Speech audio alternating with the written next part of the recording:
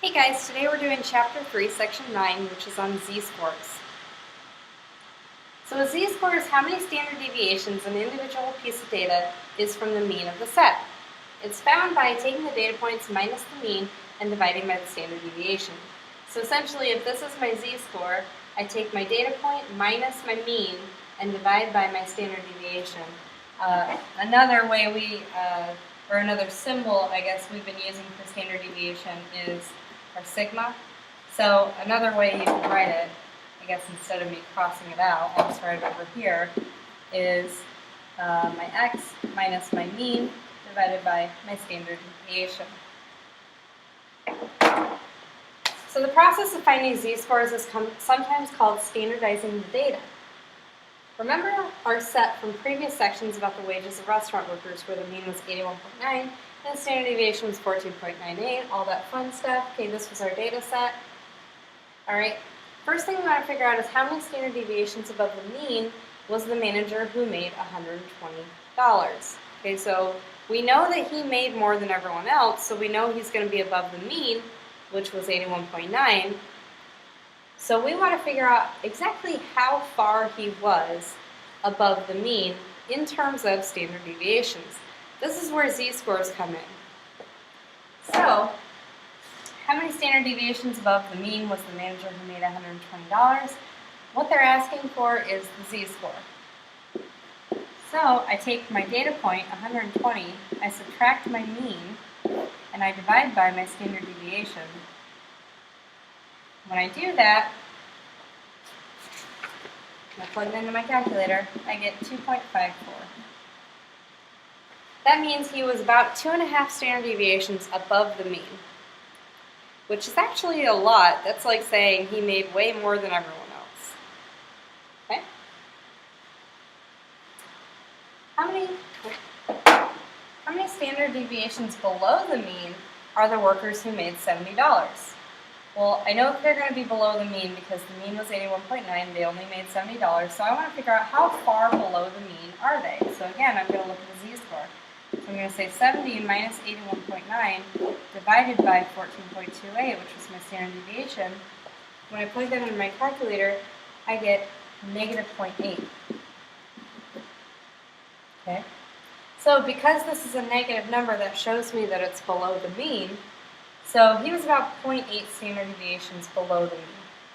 So up here, I'd say he's approximately 2.5 standard deviations above the mean.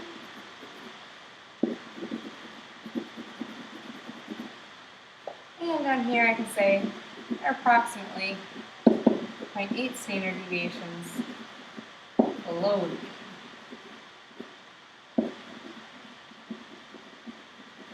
So again, if you have a positive number, that means that you're above the mean. If you have a negative number, that means you're below the mean. Find the z-score for every worker and write them in a brand new set in the space below. So we want to go through and we want to find the standard deviation for each of these workers and write them in our set below. Well, I'm just going to do that on the calculator. So I'm going to go into my stat edit and I'm going to start by entering in my original data set here.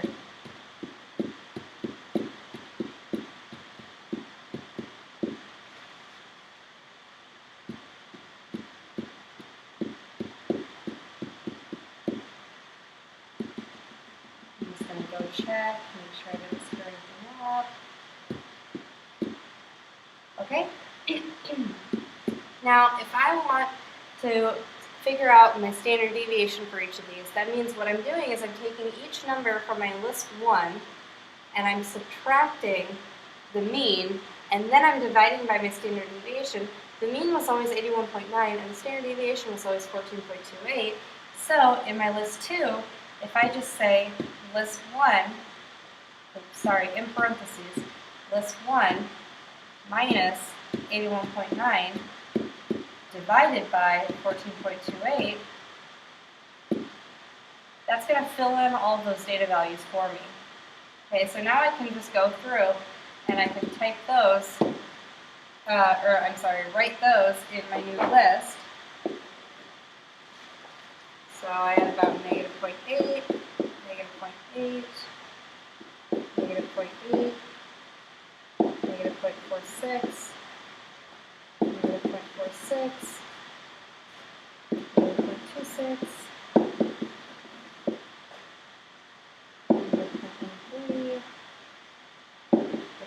4.7 and 2.54.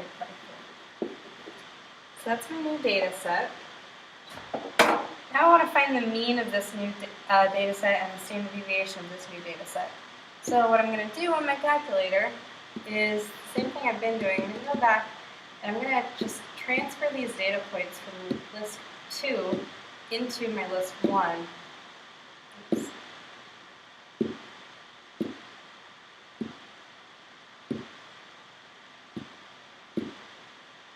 Okay, and then I'm just going to go ahead and delete these.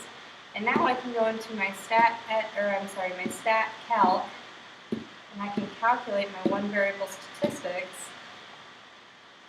And when I do that, I get a mean of 6.366 times 10 to the negative 4. So that's like 0.0006366. Okay, so that's basically 0. Okay, and then I also want to find the standard deviation. Well, the standard deviation is 0.9999569, so that's basically 1. Okay, so the mean of this new set was approximately 0, and the standard deviation of this new set was approximately 1. So let's think about that for a second. What I did to actually find these scores was I subtracted the mean, so I found the deviation from the mean, how far away each data point was from the mean, and then I divided by the standard deviations so that I could figure out how many standard deviations each difference was. So I'm finding how far away from the mean each of these things are in terms of standard deviation. Well, if that's the case, then of course my new mean should be 0 because I'm trying to centralize my data or standardize my data so that all of my means are the same, and of course my new standard deviation would be 1 because the distances that I'm going by are in increments of standard deviation. So this is why it's called standardizing the data, because anytime you standardize a set of data, your new mean is 0 and your new standard deviation is 1. That's why it's called standardized, because now anything that you standardize has a mean of 0 and a standard deviation of 1, which means that you can compare those numbers. So whenever you compare z-scores, even if you're talking about z-scores of completely different data, since it's a z-score, you can still make a good comparison. So that's why standardizing data is really important, and z-scores are huge in statistics. It's really, really important that you guys remember these z-scores because we're going to come back to them a lot, and if you take statistics in college at all, z-scores are basic. You gotta know z-scores. Alright, so suppose Melvin scored 83 on his math test, which had a class standard deviation of 6 and a mean of 90. He also scored a 37 on his history test, which had a class standard deviation of 5 and a mean of 45. On which test did he perform better compared to his classmates? Okay, so this is a perfect example of two totally different sets of data here, but when I standardize each of these sets of data, I can actually make a comparison and figure out which one he did better on. So if I'm talking about my math test, I'm going to take my data point, which is 83, minus my mean. So the mean for the class was 90, and the class standard deviation was 6. Okay, for my history test, I'm going to do the same thing. So for his history test, he got a 37, and the mean was 45, and the class standard deviation was 5. So when I plug those into my calculator for math, I get negative 1.167, and for history, I get negative 1.6. So I want to know which test he did better on. Well, in this context, when I'm talking about a math or a history test, generally the consensus is that the higher the score you get, the better you've done. So we're basically looking at each of these and we're saying, which one of these is a higher score? Well, negative 1.16 is higher than negative 1.6. It's a bigger number. Therefore, he performed better on his math test.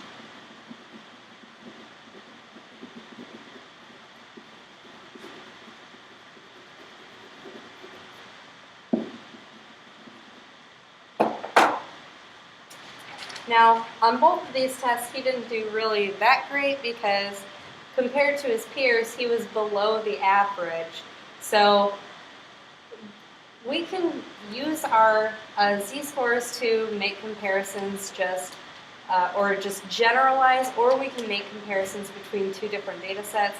Z-scores are really powerful because, like I said, if you know the standard deviation and the mean, you can use that information to determine the z-score, and then you can look at that z-score and just talk about, in terms of standard deviations, how far you are away from the mean, which gives a good overall generalization and a good basis for comparison. We're going to be using these z-scores a lot later on when we talk about normal curves, which are basically bell curves, and then maybe you'll really see the power of what z-scores can actually do. All right, that's everything for Section 9.